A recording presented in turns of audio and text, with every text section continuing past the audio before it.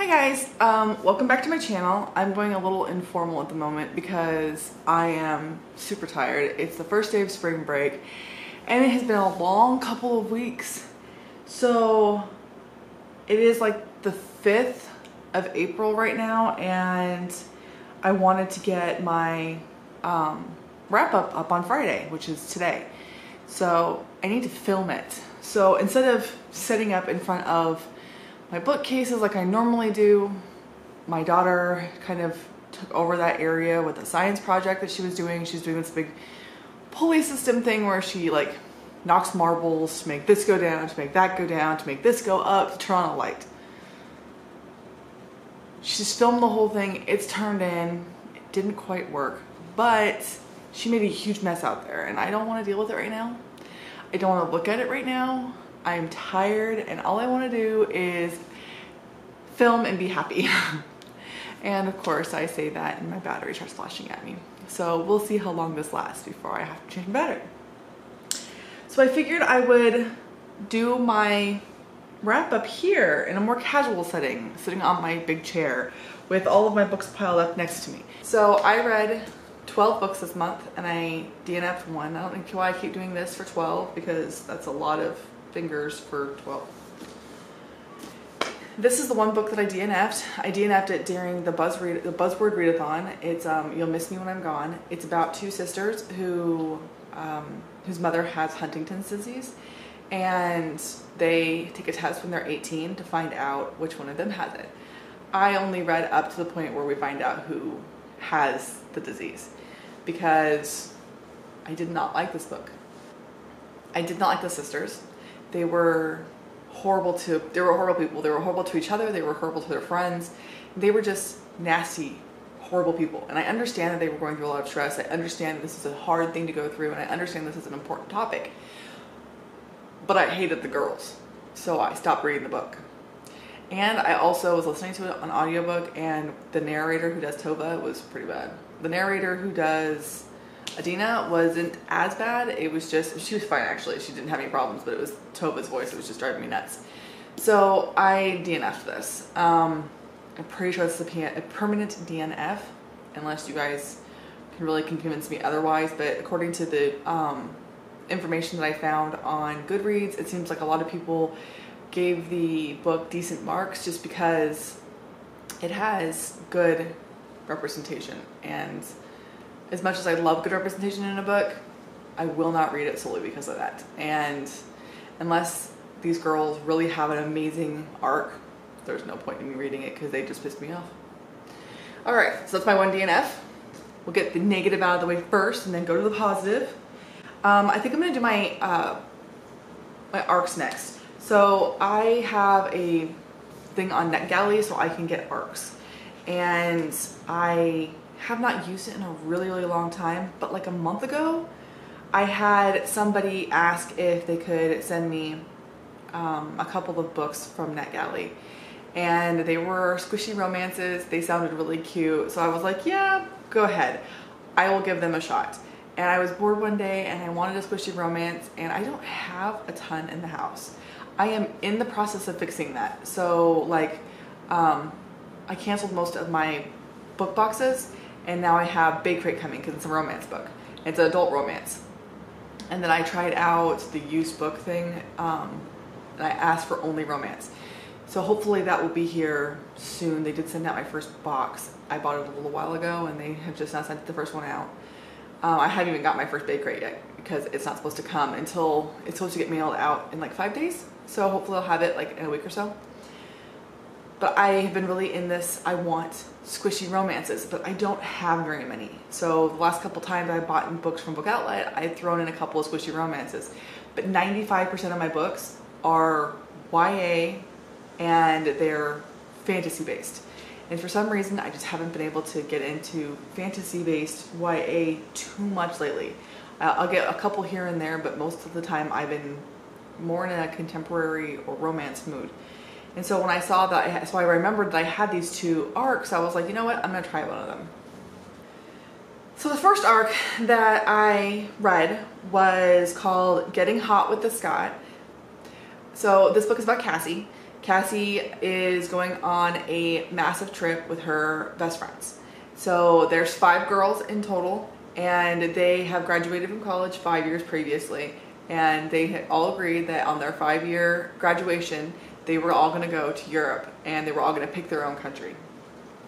So this book is about Cassie, and Cassie is a reporter. She wants to be a serious journalist, but she's like a video reporter, so she's on a little talk show thing. But she wants to be a serious reporter. She's taking some time off during the hiatus of her show, and like the summer hiatus of her show, she's taking some time off and going and spending the time with her friends. So she leaves with an empty charm bracelet and a full box of condoms, and her plan was to fill the charm bracelet and empty the box. And by the time that she gets to her like second to last stop, they are in Scotland, and her charm bracelet is full and her box is as well. And she wants to have like a little fun romance while she's over there. She wants to have something cute and sweet. And then she meets Logan.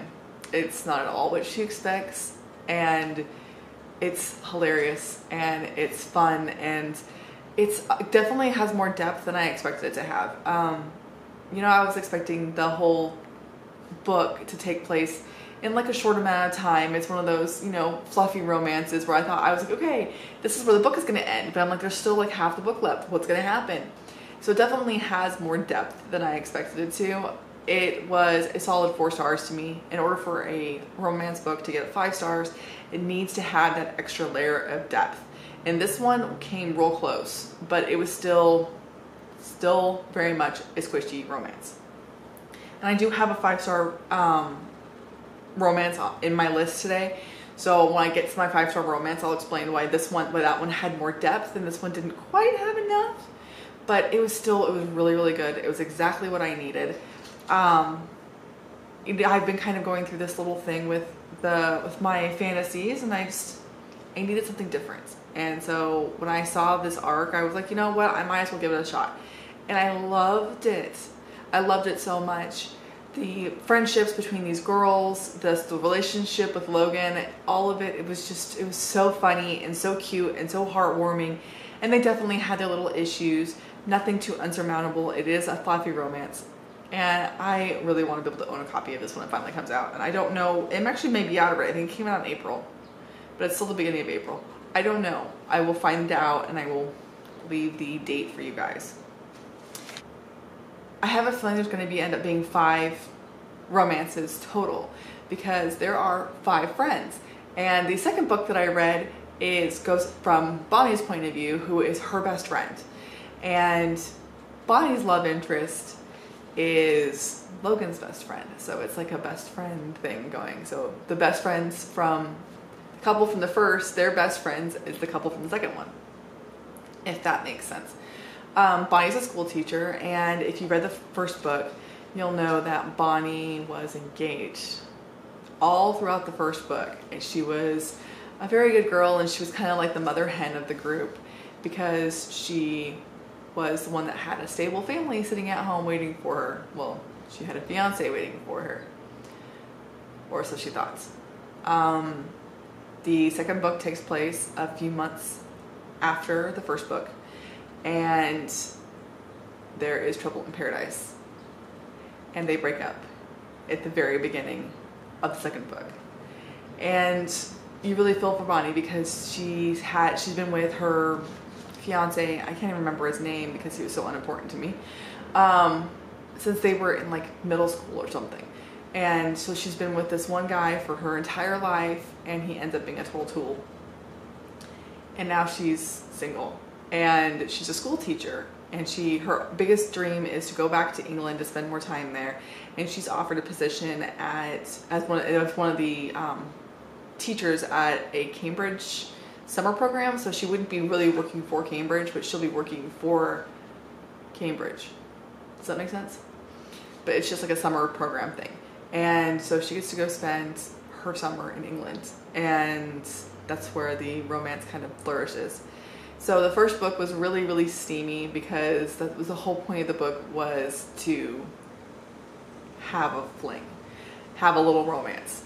The second book is about healing, And so that book is definitely less steamy, which is a little bit sad because I loved the steamy stuff from the first one, but it was really more heartwarming. And that one was much closer to a 5. It was a solid 4.5. I was so tempted to give it that full 5 stars. I don't know what held me back from it, but something held me back, just saying it's not quite a favorite, but it's really, really close. And if the books keep progressing this way, I will definitely have a favorite by the time that the final 5 books are out. I can't guarantee there's also going to be 5 books. I know for a fact there's going to be 3, but the way it looks is she's going through each friend. And so she's already hit 2 of the friends, and the next one's another friend, which I don't have. I'm hoping they'll send it to me. I'm hoping because it comes out in a couple of months, I'll get that email soon saying, hey, do you want this one too? And I'll be like, yes, please. Because that one was, those 2 books were just amazing. So I'm going to move on to my physical books because I think that's all I have for ebooks. Let me double check. All right, I am missing 2 books out of the pile. So I did not go grab my Harry Potter books, which I finished 2 of them, but I didn't go grab them. So the question is, do I go grab them really quick and show them to you? Or do I just say, I read 2 Harry Potter books? I'm in that mood today. So I'm gonna say, I read 2 Harry Potter books. I read Harry Potter and the Sorcerer's Stone, and I also, or Philosopher's Stone, and I also read Harry Potter and the Chamber of Secrets.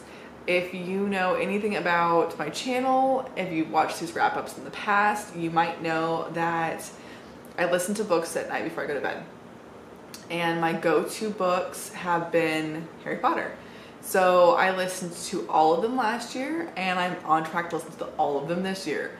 I want to listen to Throne of Glass books as my night book, but my husband's only 3 books into the series, 4 books in the series. I think he's halfway through the 4th book in the series. And because I don't want to ruin anything for him. And I'm going to start from the novellas and work my way through. So when he goes on deployment in May, I am going to start on the Throne of Glass books. That'll give me 6 months to listen to all of them.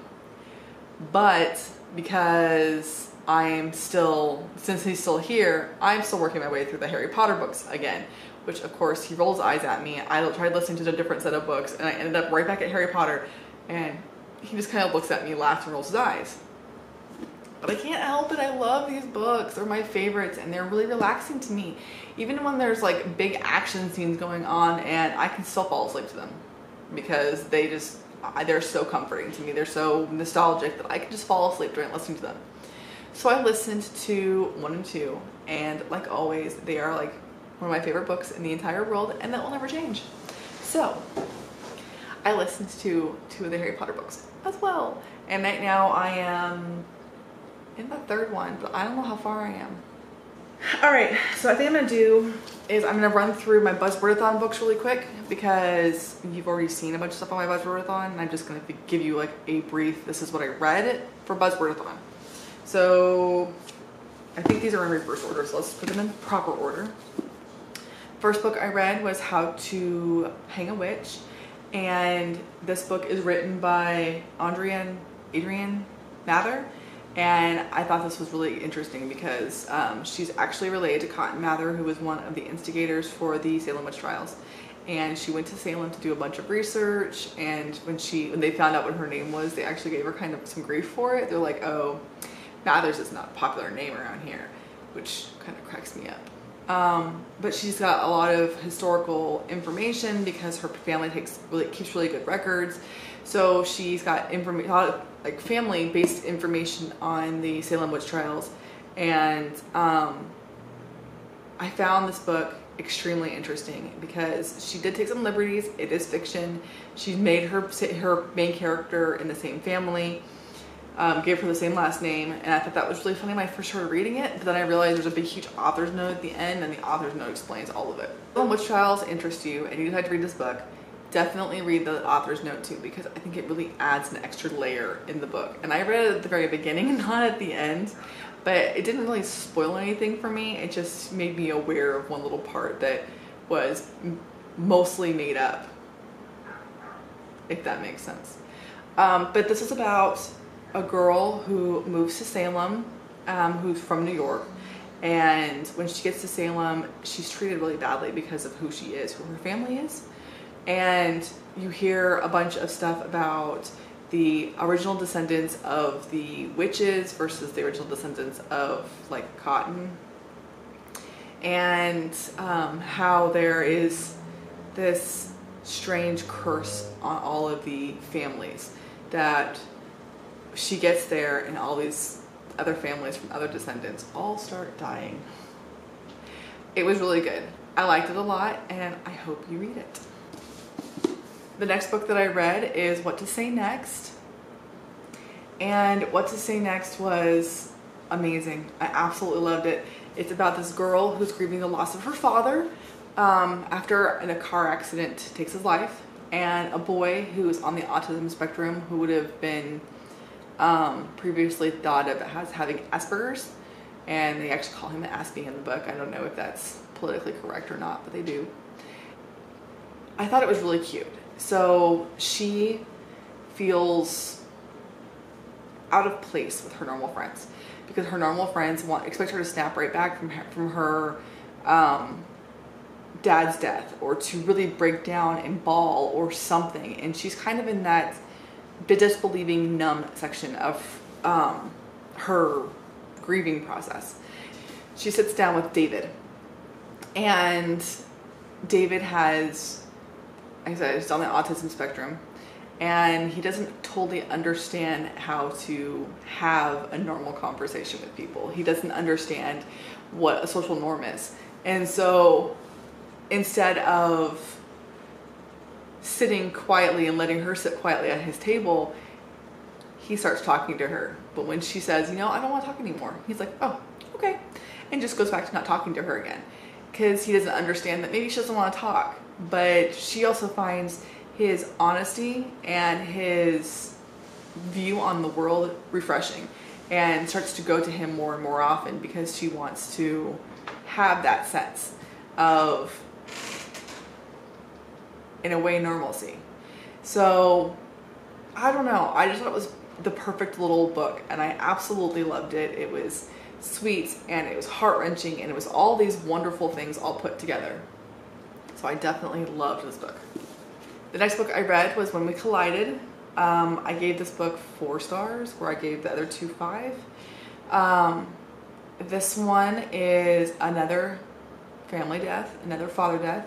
So we have Jonah, whose dad had died, I want to say the year prior, a couple months prior, 6 months prior. It's been a little while. Whereas in the last book, Kit's dad had just died like a week prior. This one had been a little bit longer. This one had been like 6 months to a year. I can't remember exactly. And then you have Vivi, who is mentally ill, but we don't know at first what's wrong. All we know is that in the first little section of the book, she carves her name into a tree and goes to a ledge and chucks her one pill from her medication bottle into it, and she says that she's been doing it all summer. And then she goes to work, where she meets Jonah. This is kind of a weird little love story. It's about Vivi's life and personality bringing Jonah and his siblings back to life, because they've been kind of quiet and just existing, and she really brings life back into their house while hers spirals out of control. And I thought it was really good. The pacing was definitely weird because it just kept getting faster and faster and faster and faster, which I totally understand, because we're kind of watching her spiral and we're waiting for her to kind of detonate, I guess. And then afterwards, after she does, there's a little bit at the end that's an aftermath of what happens when everyone finds out that she hasn't been taking her meds, when you find out what's wrong with her. And it's really, really slow at the end. And I understand why. I understand that it had a purpose for the pacing differences. The only problem is that it really took some of the joy out of the end of the book for me, because I felt like it just went too slow for too long. But overall, I really, really enjoyed the book. And I've never read a mental health book like this before. I think that What to Say Next was definitely, I know it's a mental health book, but I really wouldn't classify it as one. This one I would, because that one's having Asperger's. It's not quite the same thing as what goes on in here. So yeah, I liked it. It definitely was not my favorite of the group, but it was still a good solid 4 stars. I very, very much enjoyed it. And the last book that I read over that week, the Buzzword Readathon, is What If It's Us? And I've heard all sorts of things about this. So I have read every Becky Albertalli book. I loved Simon. I did not so much like her other 2. And so I was really hoping I was gonna like this one. I've only read one Adam Silvera book, but I'm one of those people that I cannot read very, very highly depressing books without it having an impact on me. So I have a tendency to steer clear of them or only read them once in a while. And this one was definitely a happy medium between the 2.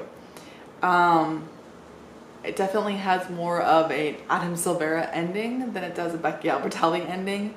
And I could almost guarantee I know who wrote who. I would love to know for sure, because my guess is that Becky wrote Arthur and Adam wrote Ben. But I would like to know if I was right or not. So this is all starts out with a meet cute. So you have Arthur, who is in New York City with his mom. His mom's a lawyer at a major firm in New York, and he is kind of like an intern. And he is out going for a coffee run when he sees this he sees a set of twins wearing this outrageous outfit, and he's just kind of staring at them and giggling. And then he sees Ben, who is also kind of staring at them and giggling. And he's like, ooh, cute boy. And cute boy it's holding a big box and goes into the post office to mail the box. He's going to be mailing this box back to his ex. And Arthur follows him because Arthur wants to talk to him, because he's like, oh my gosh, this boy is really cute. I want to talk to him. And it was a very sweet story. They wanted their first date to be perfect because it was Arthur's first date, and Ben wanted to make it perfect for him. So they kept doing redo dates, trying to find that perfect first date.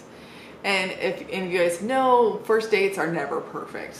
That's not a thing. You can't have a perfect first date.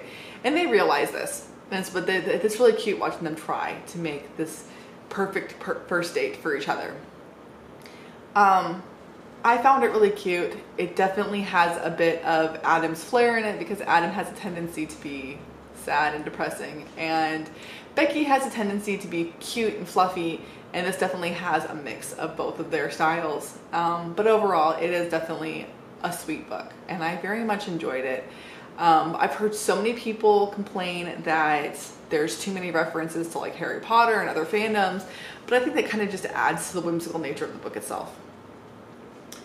So I definitely liked it. It's a 4-star. It's not a 5-star for me, but it was something that I really suggest other people read. I was listening to this. The audiobook was amazing. Both of the voice actors were incredible. My kids listened to the beginning of the book with me on the way to school one day that week, and they all loved it. So they all want to listen to it too. So I have a feeling that I'm going to be having some children read this book too. I have been doing an unhaul challenge with Chris, and our first unhaul challenge that we did together was the Red Queen, which I very much enjoyed. It definitely has the YA tropiness that a lot of them do, and it definitely does not have a lot of originality. It definitely pulls from other fandoms. Like, I swear there was like 12 different potential books in this one. So if you want like a completely original YA fantasy book, this probably isn't it. But I really enjoyed this. It definitely has some serious Hunger Game vibes. I want to say there was some Cinderella in there too at times. It was just, there was a lot of different stuff mixed in, but Hunger Games was definitely by far and away the most. And it definitely has a dystopian feel. And the farther that I read into the series, I'm kind of thinking that she set this world in our world, but in the future. So I've had a couple like that. So Legend was also like that. Hunger Games is also like that. Divergent is also like that. all these books were set in our world, but in the future. And so this one does not, it's the same. It's definitely there's little hints that this is not its own world. This is a little hint that this is our world. And I am on book 2 right now. I'm on chapter 10 or 11 or something. So I'm like a good 100 pages into it. And I'm still liking the books. They are definitely not 5-star books. They are definitely 3-4-star tops. But I definitely like them too. It's a new twist on an old favorite kind of thing for me. Let's rewind for one moment and explain this book. So you have Mare, who is a red. Reds are not supposed to have any powers whatsoever. And then you have the Silvers, who are, they're all kind of like superheroes. All of them have some sort of power. So Mare is a thief, and she tries to steal from this guy because I don't know where he lives. He looks like he's got money. So she tries to steal from him and then finds out that he's actually a silver. And more so, he is the crown prince. And his name is Cal. And Cal gets her job at the palace when he hears her sob story about how she's sorry that she tried to steal from him, but her family is starving and she needs the money. So he gives her the coins that she tries to steal from him and also gives her a job. And they have this Queen's Trial thing. You have all the high-ranking families of the Silvers, and they all put forth their best daughter to be chosen for one of the princes. And so Cal is going through his Queen's Trial, and one of the girls comes up and she kind of dismantles part of the arena that they're in, which causes everybody to tilt because it's going to be the big wow factor. Oh my gosh, she's so powerful. And in the process, she basically throws Mare into the arena. And they all find out that Mare has a power that Mare was not aware of. Prior to that moment in the book, you know that Mare has a power because you've seen her use it, but you can definitely tell that she doesn't realize she has it. So it was kind of semi-dormant. It wasn't until this big Queen's Trial that it's fully activated. And as a way to kind of cover up the fact that there's a red out there that has powers, the king and queen decide to do like a cover-up. And oh, she's not actually a red. She was just raised by reds because she's actually a lost silver. Yeah, and there's a lot of political issues in here, and there's a lot of all sorts of stuff. So we find out that the two princes in this book, we have Maven and Cal, have different mothers. This book has a story about Cal's mom. And I liked it, but it was really erratic, and I liked the information in it, but it just didn't make a lot of sense. It didn't flow very well. And then there is a rebellion in this one, and this one is part of how the rebellion got to Norda, which is where this one takes place. And that one bored the hell out of me. I think that, again, the information was good. It's good to have that background information on the characters, but there had to have been a better way to do it because I just did not like this book. Whereas Chris, she liked this one and she loved the background information of this one. I was just not in agreement. But I liked it enough that I am on the second book right now. I did switch to the audiobook because I didn't have a book to listen to. And I'm having a problem getting through YA fantasies right now. For some reason, YA fantasies are just hard for me to read at the moment. And so I switched to the audiobook for those books this morning. And I started at like chapter 7 in the second book. And I've listened to a couple of chapters on my audiobook right now. And I like it a lot. And it's making it so much faster and easier to get through. So I have a feeling that I'm going to finish that series, but I have a feeling I'm going to finish it in audiobook form. But I do like it so far. So that was like one of her unhauls, and we both agreed we liked the book and are planning on keeping it depending on how the rest of the series goes. The next one that we read was The School of Good and Evil, which she adored, gave a full 5 stars, and I gave 3 stars. I do have a video a little bit more about this coming up really soon. It is mostly filmed. I just need to add one little piece at the end. I filmed the whole section about this, but now I need to pick out my next book for the Unhaul Challenge. And so that's the part that I still haven't finished in that video. So I'm not going to tell you too much about this one. Just give you the heads up that I gave it 3 stars. I will try the next one because I do have the next 2 books. I guess there is 3 books and then a spinoff, and I have the first 3 books. I don't have any of the spinoffs. So I will move on and I will try book 2. I did like it, but it definitely wasn't my favorite book of the month, and I definitely had some issues with it. But I do go into more detail in that one. All I'll just say is that this book is about a school of good and evil and a town that they refer to as the Readers. And every 4 years, the schoolmaster comes and takes 1 good child and 1 bad child. And this year, the seemingly good, beautiful blonde hair, blah, blah, blah, blah, blah, gets thrown into the bad school.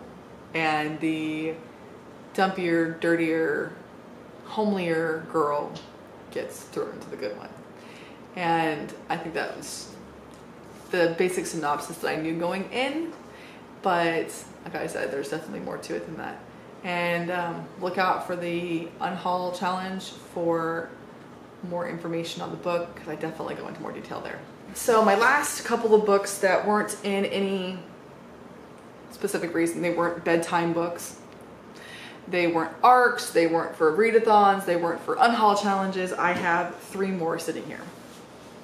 So the first book that I read this month was Crooked Kingdom. I had finished reading Six of Crows last month, and I wanted to read this one. So last month, as in February, and I wanted to read this one in March. It took me quite a bit of time to get through it because this was my school book. So I would only read this during prep periods and lunches and when kids were not busy, which took a while because I was in the special ed program during most of last month, for 2 weeks out of last month, and last month being February. So I did start this in February, but it took me until March to finish it because the special ed program, it runs totally different than the rest of the school does, and there is no downtime. So I only got to read like 10 pages a day during my lunch. And it wasn't until I left the special ed program that I was actually able to make some decent headway on this and get through it. So yeah, I liked it a lot. I thought it was, I don't know what I expected out of it because everyone keeps talking about these books and how amazing they are and how they're heist books, but they're definitely not at all what I expected them to be. But I really, really enjoyed it. And I am looking forward to starting King of Scars soon. The only reason I haven't started it yet is because I just need a little break from the world. So I read all of the Grisha series last year, and now I've read both the Crooked Kingdom books, or the Six of Crows books, and now I'm going to start King of Scars soon. But I really love this world that Lee Bardugo has made for us, and I'm looking forward to seeing more of it. I'm a little apprehensive about reading King of Scars because I have not been hearing great things about it, but that aside. So yeah, I like this one a lot. I thought it was really fun to read. All right, and then after I finished Crooked Kingdom, I was on a little bit of a hiatus from books in general because I wanted to read something, but I didn't really want to read anything. So I read this in one day at school. So this book, I remembered that it had some mature scenes in it, but I must have forgotten how mature the scenes were in the first one. Your normal graphic novels, the bind up ones that we get are like, you know, volume 1, 2, 3, yada, yada, yada. So the books, the first book is 1 through 3. This one is 4 through 6. And then the next one, which is going to be released in a couple of months, is 7, 8, and 9. And so this is the middle section of Saga. So if you've been reading the volumes as they come out, this is 4, 5, and 6. And I read them all in one day. I really, really enjoyed it. The artwork is amazing. The story is so much fun, but so vulgar at the same time. Oy. There's definitely some pictures in here that I had to like hide. I'm like, why am I reading this at school? I really shouldn't be reading this at school. What am I doing reading this at school? But I mean, the art is amazing and it's so pretty. And there's this new little creature in it that I love. He's so cute. And I don't know how to describe this book without saying much. So the basic premise of the series is the universe is in complete turmoil because it's been in the middle of a war for ages. And there is a prisoner that gets held. I can't remember which is which because it's been a while since I read the first one, but there is the horns and the wings. And one of the two of the couple was imprisoned by the other. And they started having this romance and they ran away together and had a baby. And now the entire solar system is in complete turmoil because this baby should not exist, because this baby is like an abomination because it's a mixture of these two races. And the whole beginning of the series is the war and them trying to escape, and now it's just a continuation of that. And I liked it a lot. It's really good. The artwork is amazing. The story is really good, but beware, it is extremely mature content. I'm reading this at school going, why the heck did I bring this to school? I have plenty of other graphic novels I could have brought to school, but no, I had to bring this one. And then the last book that I read was my 5-star romance. And so this is Nora Roberts. This one's called Born in Ice. It is the second book in the Irish Born trilogy. The first one was Born in Fire. Born in Fire was about this Irish family. Father dies and then leaves behind a very angry, disgruntled mother who basically treats her kids like garbage. Their mom was always talking about how the only reason that they existed was because she was stupid. And she never wanted to have them, does not love them, treats them like complete garbage. And the first one was about a glassblower. This one is about the younger sister, and it's about how she's overcoming what she was done to her. So the first one, you hear a lot about how the oldest daughter is treated, but you didn't really hear too much about how the second daughter was treated, how the younger daughter was treated. And in this book, you definitely get that. She owns the same house that her parents lived in when her father was alive, and she runs it like a B&B, and she gets this long-term guest who ends up becoming so much more than just a guest. And that's where the romance part of it comes in, but it's got a very heavy undertone. There's lots of family dynamics, there's lots of issues and problems and all this other stuff that comes into the book that makes it so much more well-rounded. It makes it heavier, it makes it that 5 stars. It gives it that backbone that it needed. It's not just a fluffy romance. It is still a romance, it still has fluffy moments, but it's so much more serious. And there's a little bit of a spoiler just in the fact that this is a trilogy. Because going into these books, you only know that there's 2 daughters. The first book, all you know the entire time is that there's 2 daughters. And so your spoiler is that in this book, you find out that there's a 3rd daughter, which you knew from the get-go because it's a trilogy. And I just thought it was funny that it's the trilogy, but you only have 2 daughters. But yeah, I gave this one a full 5 stars. I thought it was amazing. I really, really enjoyed it. And I am looking forward to getting to the next one. But again, these are a little bit harder, a little heavier, so I can't just bang them out. So I've been taking my time. I read one in February. I read one in March. I'll read the last one in April. And then I'll move on and to another one of my many, many Nora Roberts books. Because I am determined to get to that pile so I can actually give Nora Roberts a proper author review, because I only have 30 of her books and this is the 5th one I read, so I have a lot to go. Alright, so that's it. That's all of the books that I read this month. I just wanted to point something out that I thought was extremely funny. Okay, so I have 11 books here that I showed you physically. Is that right? Did I read more than 12 books this month? I read 14 books. I didn't read 12 books. I read 14 books. Wow. I'm talented. I read 14 books this month. And I'm looking at this pile going, how do I have 11 books here if I had 4 of them that weren't actually here? Okay, so out of the 11 books that I have here, which is 10 books that I finished and 1 book that I DNF'd, and then out of all of the books that I finished and DNF'd, these are all from Book Outlet. All of them. So I am finally making some headway on my Book Outlet books because only these 3 did not come from Book Outlet. All the rest of them did.